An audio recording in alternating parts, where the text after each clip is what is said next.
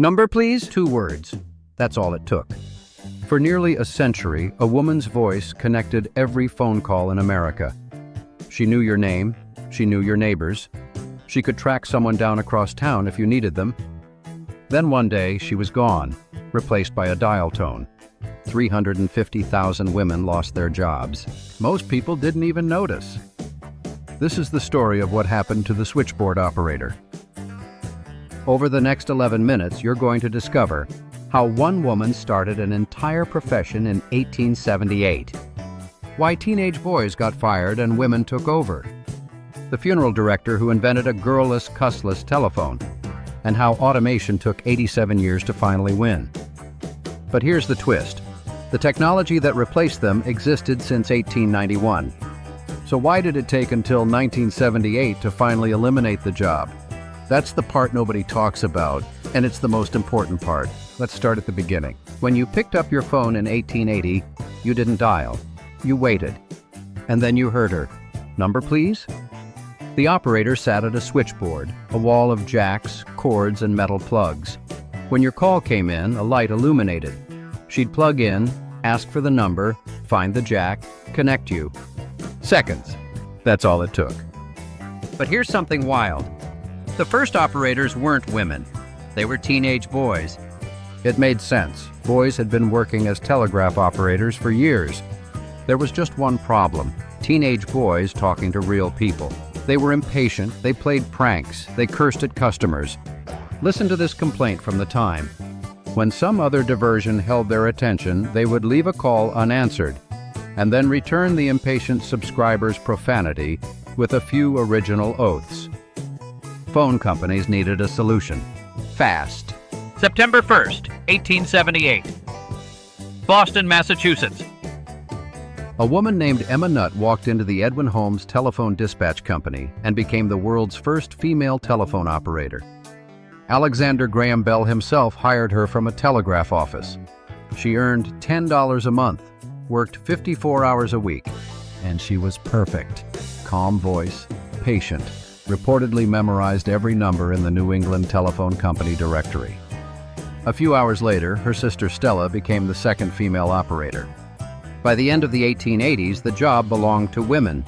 The job exploded. 1910, 88,000 female telephone operators in America.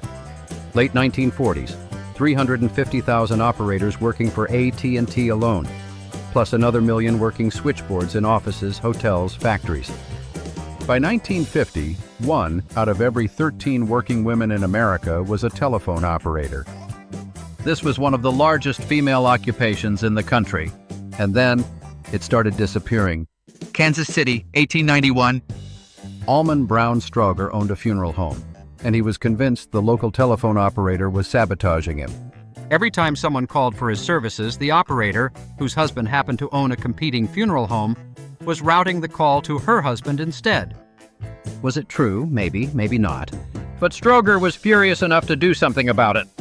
He invented automatic telephone switching, called it the girl-less, cuss-less telephone.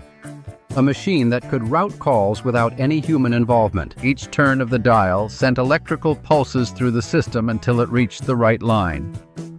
No operator required. November 3, 1892. First automatic exchange goes live in LaPorte, Indiana. It worked. Stroger sold his patent for $1,800 in 1898. Sold his company share for $10,000. 1916, AT&T bought the Stroger switch for $2.5 million. The technology was here. It was proven. It was purchased. So why didn't they use it? AT&T didn't install their first automated office until 1921. They didn't complete full automation until 1978. That's 87 years after the technology was invented. Why? The public hated automatic dialing. They found it complicated, impersonal. They didn't trust it. They were used to a person answering, a human voice. Phone companies had to run public education campaigns just to teach people how to use a rotary dial. In some cities, they delayed conversion into the 1940s because older, rural customers refused to adapt. And here's the thing. Early automatic systems didn't actually save money at small scale. A network with 8 customers needed 64 connections. A network with 9 needed 81. The bigger the network, the more expensive automatic switching became. So small independent phone companies in rural towns automated first, where networks were simple. But AT&T, operating massive urban networks, they stuck with human operators. It was actually cheaper. Then came World War I, then World War II, labor shortages. Operators were needed elsewhere. Phone companies couldn't hire and retain enough women to meet demand. After World War I, wages for telephone operators spiked. 1919. Bell System finally began planning mass automation. But even then, it was slow. 1930. Only 1/3 of Bell exchanges had automatic switchboards. Through the 1950s and 60s, city by city, exchange by exchange, the operators disappeared. When they left or retired, they weren't replaced.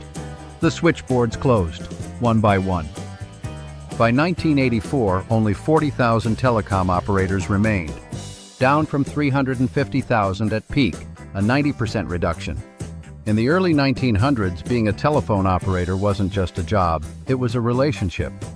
Operators handled 50 to 100 assigned customers. They knew them by name. If someone didn't answer, the operator would try to find them around town. Small towns, rural areas. The operator often knew your family, knew which line was the doctor's office, which was the fire station. You'd call and say, "Get me the hardware store." She knew what you meant, but by 1950, that personal touch was gone. The job had changed. Now operators were plugging and unplugging several hundred connections per hour during peak times. It took months of practice to master overlaps, performing multiple tasks simultaneously while keeping an eye on new calls coming in.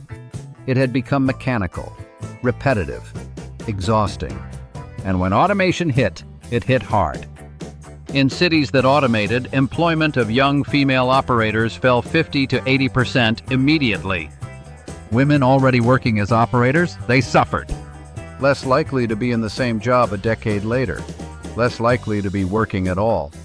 More likely in lower-paying occupations. These weren't just numbers, these were people. Even after local calls went automatic, one job remained: long distance. For years, you still needed an operator to place a long-distance call. You'd dial 0. A voice would come on.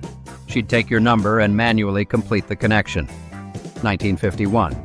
Direct distance dialing introduced in Englewood, New Jersey. By the 1960s, most major markets could dial long distance themselves. The operator's role was effectively over. October 5, 1960, 1:30 p.m. The Enfield Exchange in North London, the last manual switchboard in London, switched to automatic. One day it was operated by dozens of women. The next day, it was a museum piece. 1970s through 80s. Traffic service position systems replaced the last cord switchboards. Operators went from physically connecting calls to pushing buttons. The system measured their performance automatically. 1983, Bryant Pond, Maine. Susan Glines operated America's last hand-crank telephone system.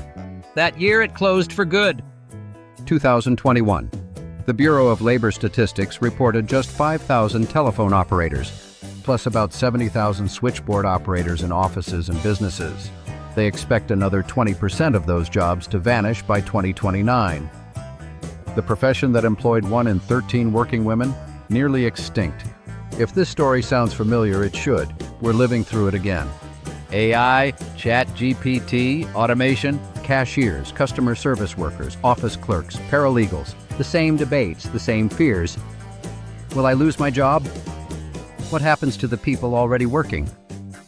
The switchboard operator story gives us answers. Here's what the research shows.